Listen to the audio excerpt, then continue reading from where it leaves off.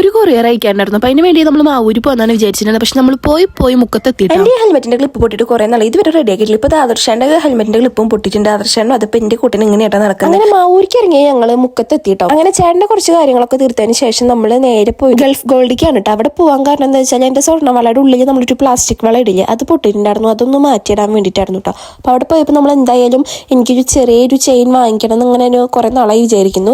അപ്പോൾ അതിൻ്റെ കുറേ മോഡൽസ് ഒക്കെ അവിടെ നോക്കിയിട്ട് എനിക്ക് ഭയങ്കരമായിട്ട് ഇഷ്ടപ്പെട്ടു. പക്ഷെ നമ്മൾ വാങ്ങിച്ചില്ല, കുറച്ചുകൂടി കഴിഞ്ഞിട്ട് വാങ്ങിച്ചു തരാൻ നാട്ടുചേട്ടൻ പറഞ്ഞിട്ടാണ്. പിന്നെ ഞാൻ അതിൻ്റെ ഓപ്പോസിറ്റിൽ നിന്നാണ് PSC പഠിച്ചിട്ടുണ്ട്. അപ്പോൾ അതിൻ്റെ കുറച്ച് അയവർക്കെല്ലായിരുന്നു കേട്ടോ ഞാൻ. പിന്നെ നമ്മൾ നേരെ ഒരു വനിതാ ബസ്സിൽ കയറി ഫുഡ് അടിക്കാൻ വേണ്ടി. നമ്മുടെ ഫുഡിൻ്റെ കാര്യത്തിൽ 1ാം സ്ഥാനം മന്തിക്കും 2ാം സ്ഥാനം ചോറിനായിരുന്നു കേട്ടോ. അപ്പോൾ നമ്മൾ ഇന്ന് ചോറ് കഴിക്കാമെന്ന് വിചാരിച്ചു. അപ്പോൾ ചോറും സാമ്പാറും മീൻ കറിയൊക്കെ കൂട്ടി കഴിക്കാൻ ഭയങ്കര ഇഷ്ടമാണ്.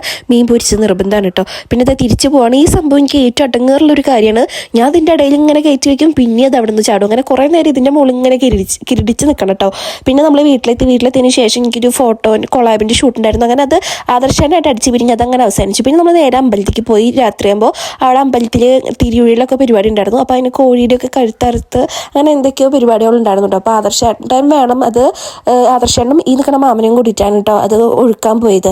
അങ്ങനെ അവിടെ പോയിട്ട് വീണ്ടും മുങ്ങിക്കുളിക്കണം. കുളിക്കാൻ മടിയുള്ള ആദർശേട്ടൻ പുഴയിൽ പോയി മുങ്ങിക്കുളിച്ച് അങ്ങനെ വീട്ടിലെത്തി. അങ്ങനെ പ്രസാദമൊക്കെ കഴിച്ച് നമ്മൾ തിരിച്ച് നമ്മുടെ വീട്ടിൽ പോകാണ് കേട്ടോ. അപ്പോൾ അവിടെ വല്യമ്മമാരും കസിൻസും എല്ലാവരും ഉണ്ടായിരുന്നു കേട്ടോ. അങ്ങനെ തിരിച്ച് വീട്ടിൽ പോകുമ്പോഴേക്കും അമ്മ പ്രാക്ടീസൊക്കെ കഴിഞ്ഞിട്ട് വന്നിട്ടുണ്ടാവും. പിന്നെ നമ്മൾ അന്ന് എന്തെങ്കിലും ചെറിയ സ്പെഷ്യലായിട്ട് ഉണ്ടാക്കണം എന്ന് വിചാരിച്ചിട്ട് ചിക്കൻ അന്വേഷിച്ച് പോയി നമ്മൾ പെരുവയിലേക്കൊക്കെ എത്തേണ്ടി വന്നു.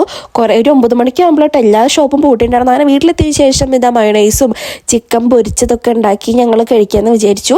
ഫുഡിൻ്റെ കാര്യത്തിൽ എന്തൊക്കെയായാലും കോംപ്രമൈസ് ചെയ്യില്ല ഗൈസ്. ഞങ്ങൾ നന്നായി ഫുഡ് കഴിച്ച് നമ്മൾ നാളെ നമ്മൾ ഉണ്ടാവോ ഇല്ലയോ എന്ന് നമുക്ക് പറയാൻ പറ്റില്ല. അത് കാരണം നമുക്ക് ഇഷ്ടപ്പെട്ട ഫുഡ് എപ്പോഴും കഴിക്കുക. കല്യാണത്തിന് മുന്നൊക്കെ നന്നായിട്ട് ഫുഡ് കൺട്രോൾ ചെയ്തിരുന്നു. പക്ഷെ ഇപ്പം എനിക്ക് എന്നെ കൊണ്ടാവില്ല. നീ വണ്ണം വയ്ക്കുക, വണ്ണം കൂടുക എന്നൊക്കെ ഉള്ളൊരു ഇതാകുമ്പോൾ ഞാൻ തനിയെ എനിക്ക് തോന്നുമ്പോൾ ഞാൻ കുറയ്ക്കും ചെയ്യും കേട്ടോ. അപ്പോൾ ഇതൊക്കെയായിരുന്നു നമ്മുടെ ഫുഡ് കേട്ടോ. അപ്പോൾ നമ്മുടെ വീട് ഇത്രയേ ഉള്ളൂ. ബൈ.